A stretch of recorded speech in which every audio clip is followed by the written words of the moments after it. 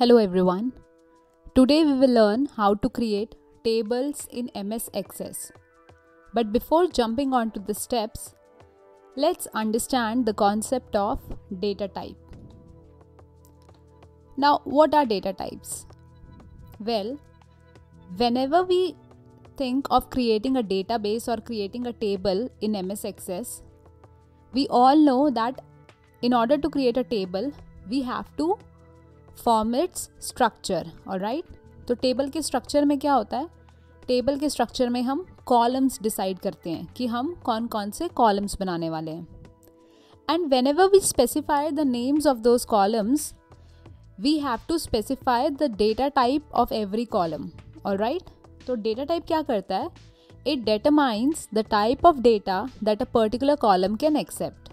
For example, अगर आप एक कॉलम बना रहे हैं मार्क्स का, ठीक है, जिसमें सभी स्टूडेंट्स के आप मार्क्स की एंट्री करने वाले हैं, तो उसका डेटा टाइप आप नंबर रखेंगे, क्योंकि आप जानते हैं कि उस कॉलम में सिर्फ न्यूमेरिक टाइप का डेटा ही अलाउड होगा। कोई अल्फ़ाबेट्स, कोई date, anything else won't be allowed. तो ये डेटा टाइप का काम होता है, ऑलराइट।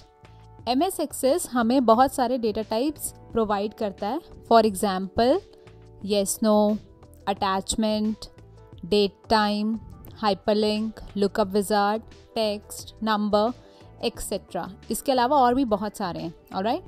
बट जो सबसे most commonly use data types हैं, हम इस वीडियो में उन्हीं को कवर करेंगे जिन पे आपको काम भी करना है आगे, alright.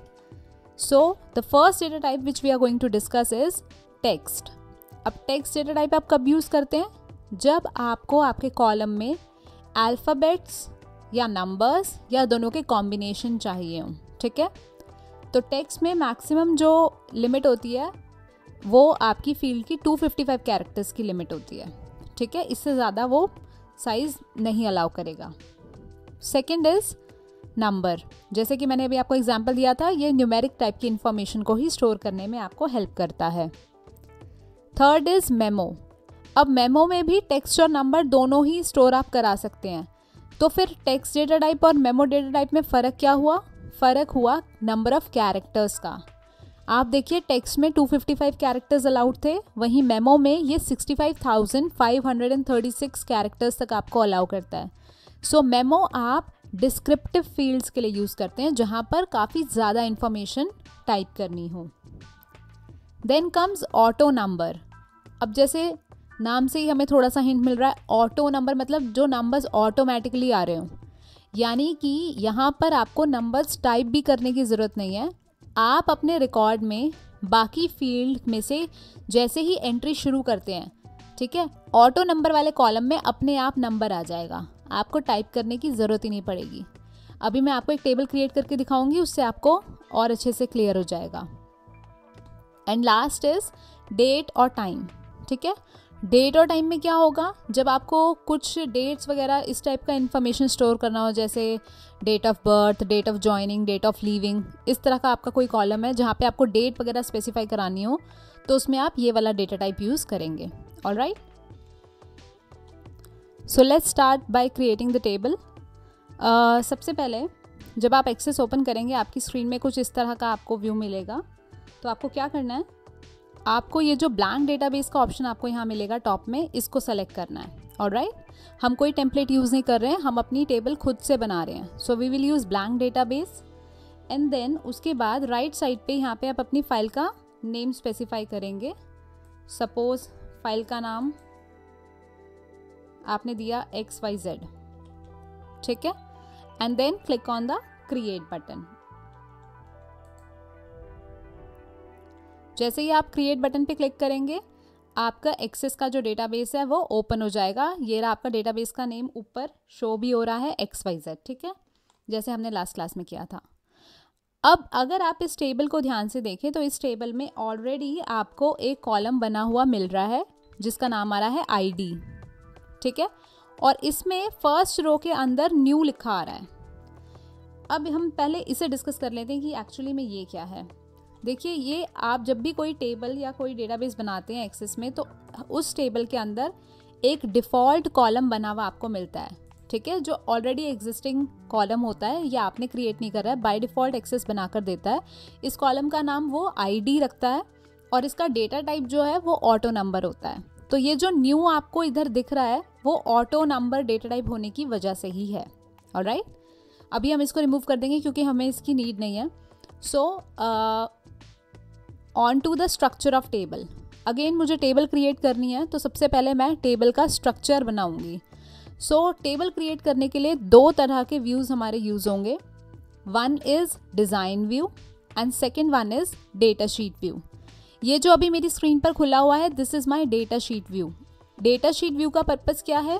It is use to enter records in a table, ठीक है। एंड डिज़ाइन व्यू जो दूसरा व्यू है जो मैं अभी आपको ओपन करके दिखाऊंगी, उसका पर्पज़ क्या है? उसका पर्पज़ है अगर आपको टेबल का स्ट्रक्चर डिफाइन करना है, अगर आपको ये बताना है कि कितने कॉलम्स हैं, कौन कौन से कॉलम्स हैं, तो उसके लिए आप डिज़ाइन व्यू यूज़ करेंगे। तो नेचुरली जब आप टेबल बनाएंगे तो सबसे पहले आप जिस व्यू का इस्तेमाल करेंगे वो होगा डिज़ाइन व्यू, ठीक है। तो डिज़ाइन व्यू को देखने के लिए आपके पास होम टैब में ये व्यू बटन आता है, ठीक है। ये आपका फील्ड्स के अंदर भी है, टेबल के अंदर भी, फील्ड्स के अंदर भी होता है। सो मैं होम टैब से यूज़ कर रही हूँ। होम टैब के अंदर फर्स्ट बटन व्यू, इसमें आप जाइए, देखिए दोनों व्यूज़ जिनके मैंने अभी नाम लिए थे वो आपको यहाँ दिख रहे हैं। I will select design view. जैसे ही मैं इसमें क्लिक करूँगी अ डायलॉग बॉक्स अपीयर्स जिसमें मुझसे टेबल का नेम पूछा जाएगा कि आप इसे किस नाम से सेव करना चाहते हो, ठीक है। तो आप यहाँ पे चेंज कर दीजिए, जैसे मैंने इसे अपने नाम से कर दिया। रिमेंबर डेटाबेस जो था वो XYZ के नाम से है, टेबल निधि के नाम से सेव कर रही हूँ मैं। Okay, click on okay button. Now this is your design view. अगर आप इसको ध्यान से देखें तो यहाँ पर आपको तीन मिल रही हैं। First is field name, second is data type and third is description, ठीक है। देखिए field name, data type and description. और फील्ड नेम में देखिए क्या लिखा आ रहा है? आईडी। और डेटा टाइप क्या है उसका? Auto number. मैंने आपको बताया था डिफ़ॉल्ट कॉलम जो बना आता है वो यही बना हुआ है यहाँ पर, ठीक है। और इसके बाद है डिस्क्रिप्शन। देखिए फील्ड नेम में तो आप लिखते हैं कॉलम्स के नाम, डेटा टाइप में आप उसका टाइप ऑफ डेटा बताते हैं, text, memo, number, date, time, ये सब अभी जो हमने डिस्कस किए थे। ऑलराइट। और जो डिस्क्रिप्शन फील्ड है दिस इज़ ऑप्शनल, आप इसको ब्लैंक छोड़ सकते हैं, इससे कोई प्रॉब्लम नहीं है। डिस्क्रिप्शन का मतलब ये है कि आप बस इसमें एक सेंटेंस में ये बता रहे हैं कि आपकी फील्ड का पर्पस क्या है, ठीक है। जैसे कि मैं एक टेबल डिज़ाइन करना चाहती हूँ जिसमें मैं ये कॉलम्स बनाऊँगी। निधि नाम की टेबल बनानी है जिसमें कॉलम्स रखने हैं मुझे roll number, names, marks and date of birth, ठीक है। सिर्फ 4 कॉलम मुझे बनाने हैं। तो मैंने यहाँ से शुरुआत करी, आईडी को मैंने हटा दिया, मुझे ये नहीं चाहिए, मैंने इसकी जगह लिखा roll number. Alright. And then data type में अब अगेन रोल नंबर जो है उसको आप कर सकते हैं ऑटो नंबर भी, कि अगर आपको सीक्वेंस में चाहिए 1 2 3 4 अपने आप रोल नंबर आए। और अगर आप खुद से टाइप करना चाहते हैं तो you can use number data type also, ठीक है। तो मैं अभी नंबर रख रही हूँ इसको। अब नंबर डेटा टाइप रखने के बाद आप इसमें डिस्क्रिप्शन डाल सकते हैं, जैसे this field accepts roll numbers of students, ठीक है। तो ये सिर्फ ऑप्शनल है, अगर आप नहीं एक्सप्लेनेशन कुछ लिखना चाहते हैं ब्लैंक छोड़ दीजिए। अब मैं बाकी फील्ड्स में इसको ब्लैंक ही छोड़ूंगी। सेकंड फील्ड नेम मैंने डिसाइड किया नेम्स, ठीक है। अब नेम्स के लिए क्या चूज़ करूंगी मैं? नेम्स के लिए मैं चूज़ करूंगी टेक्स्ट, क्योंकि नेम्स में अल्फ़ाबेट्स आएंगे, ठीक है। डिस्क्रिप्शन मैंने ब्लैंक छोड़ दिया। इसके बाद आया मेरा मार्क्स। मार्क्स का डेटा टाइप मैंने पिक किया number. And last but not the least date of birth. Date of birth के लिए मुझे यहाँ पे डेट टाइम का ऑप्शन है तो मैंने वो सेलेक्ट कर लिया, ठीक है। तो इस हिसाब से मेरी टेबल जो निधि बनने वाली है उसमें 4 कॉलम्स आएंगे, roll number, names, marks, date of birth, और उनके डेटा टाइप्स ये होंगे, ठीक है। Now I will change the view, क्योंकि स्ट्रक्चर तो मेरा बन गया, कॉलम्स बता दिए, डेटा टाइप भी बता दिए, बस अब तो रिकॉर्ड्स की एंट्री शुरू करनी है। तो I will go to the view button again. ये देखिए ऊपर डिज़ाइन टैब में भी आता है, ठीक है। व्यू बटन और वहाँ से डेटा शीट व्यू में मैंने क्लिक करा। तो मुझसे एक मैसेज पूछा जाता है, do you want to save the table now? I do yes, ठीक है। अब अगर आप ध्यान से देखें अपनी टेबल को, तो यहाँ पर कॉलम्स आ गए हैं, roll number, names, marks and date of birth. और आपने ध्यान दिया था रोल नंबर आपने आईडी को ही हटा के लिखा था, और अब देखिए यहाँ पे न्यू भी नहीं लिखा आ रहा, क्योंकि आपने ऑटो नंबर डेटा टाइप हटा दिया है, आपने उसको नंबर कर दिया था, ठीक है। Now let's start by the entry of records. तो आप एक रो में पहले एक इन्फॉर्मेशन डालेंगे एक स्टूडेंट के लिए पूरी। तो जैसे मैंने कहा रोल नंबर 1, ठीक है। नेम्स में मैंने नेम की एंट्री करी, अभिनव। मार्क्स मैंने डाले, आउट ऑफ 100 में डाल रही हूँ कुछ भी रैंडम नंबर्स, ठीक है। एंड डेट ऑफ बर्थ में आप देखिए यहाँ पे एक छोटा सा कैलेंडर आइकन आ गया है। तो आप डेट को अगर चाहें तो यहाँ पे सीधा टाइप भी कर सकते हैं, ठीक है। जैसे मैं यहाँ पे कर रही हूँ 12/2/2019 इस तरह से। और अगर आपको ये नहीं ठीक लग रहा तो आप कैलेंडर पे क्लिक कीजिए, आपको यहाँ पे मिनिएचर एक कैलेंडर का मिल जाता है। आप यहाँ से भी मंथ्स को जंप करके जो भी है सर्च कर सकते हैं। डेट पे क्लिक करेंगे तो वही डेट आपकी एंट्री हो जाएगी, ठीक है। आपको याद होगा लास्ट क्लास में मैंने आपको बताया था कि हमेशा एक स्टूडेंट की पूरी रिकॉर्ड एंट्री करने के बाद ही नेक्स्ट पे जाइए। सारे कॉलम्स हो गए कवर। अब सेकंड स्टूडेंट की entry, roll number 2 Nitin. Marks की एंट्री कुछ भी रख लीजिए आप अपने हिसाब से, and then pick the date of birth, ठीक है। Similarly roll number 3 Akshay. Marks की एंट्री कीजिए एंड पिक एनी डेट। अब मैंने यहाँ पर नेक्स्ट नेम रखा और रोल नंबर मैंने 1 ही डाल दिया। देखिएगा नेम मैंने रख दिया अगेन अभिनव। एक नाम से 2 बच्चे तो हो ही सकते हैं क्लास में, नो प्रॉब्लम। मार्क्स भी सेम आ सकते हैं एंड डेट ऑफ बर्थ भी आपने चूज़ कर ली है। चलिए डेट ऑफ बर्थ भी मैं सेम डाल रही हूँ, 8/12/2020। सपोज यही डेट ऑफ बर्थ है, ठीक है। अब ये आपकी टेबल बनके तैयार हो चुकी है।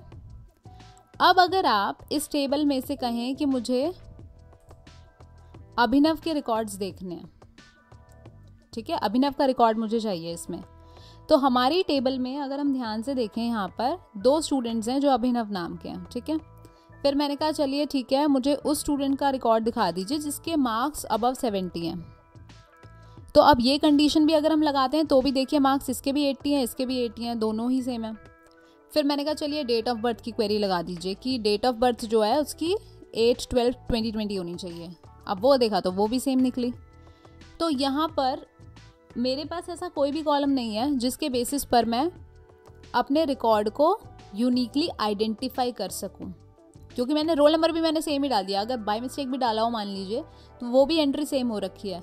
तो मेरे पास कोई ऐसा सोल्यूशन नहीं है जिसके बेसिस पर मैं अपने इस वाले फर्स्ट रिकॉर्ड और अपने लास्ट रिकॉर्ड में कोई डिस्टिंक्शन शो कर सकूं, इजंट इट। तो यहाँ पर कॉन्सेप्ट आता है आपका प्राइमरी की का। जरा मैं इसे चेंज करके 4 कर रही हूँ, ठीक है। अभी आप देखिएगा यहाँ पर आपका कॉन्सेप्ट आता है प्राइमरी की का।